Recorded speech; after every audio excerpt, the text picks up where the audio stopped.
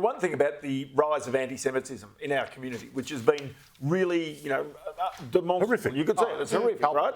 But then you go to the Sydney Theatre Company and you go to someone like a Mark Markovitz, who's a big donor, says he's not going to donate anymore. You've got directors who have stood down.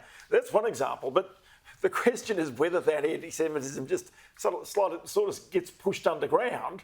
I've been amazed at how close to the surface it has clearly been and how visceral it's been once that door has been opened just a crack. It's been phenomenal to see what has come out. And also, again, the failure to condemn it. You can almost see everyone going, I better wait for the Jews to do something back so we can then condemn both sides and I don't just have to come out against the anti-Semitism. Fingers crossed something happens in Western Sydney. The Sydney Theatre Company's handling of itself throughout this has, in fact, just doubled my contempt for them because they've basically, firstly, they've failed to make a moral stand when they had a chance to do so. And again, I don't know unless we're all fighting Hitler, I don't know in what circumstances it's up to actors on a stage to come out and suddenly declare themselves for a particular side of a foreign war, and in many ways a foreign civil war. And why are you doing that? You're right, because you sit there and go, under what context or pretext does this actually work? That's right.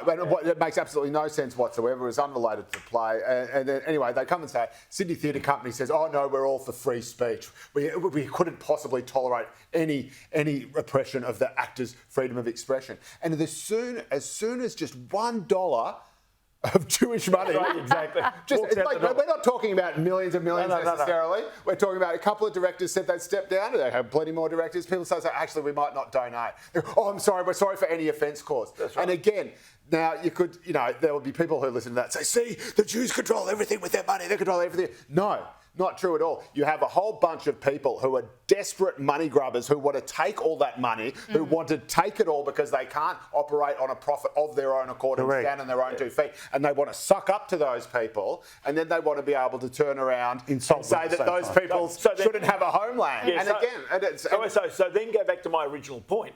If things like that happen, then the anti-Semitism hasn't gone away. It's just been sort of pushed. Well, it never did. It never did go away. So October the 7th happened, and then people are like, there's this explosion in anti-Semitism. It didn't just come out of nowhere. It was there all along. And it's being legitimised. That's right. Exactly. And now people just feel an excuse to express it. And the appallingly weak response we've seen from our federal as well as state governments across the board is what's also encouraging it. Because if you keep giving a free pass to the aggressor, you get more aggression. Yeah. So you didn't send in the riot squad on October 9th when we had people screaming, gas the Jews. Now, apparently, they weren't screaming, gas the Jews. And the New South Wales Police is sending that video for independent review to find out what they were yelling. You couldn't just ask your cops on the ground.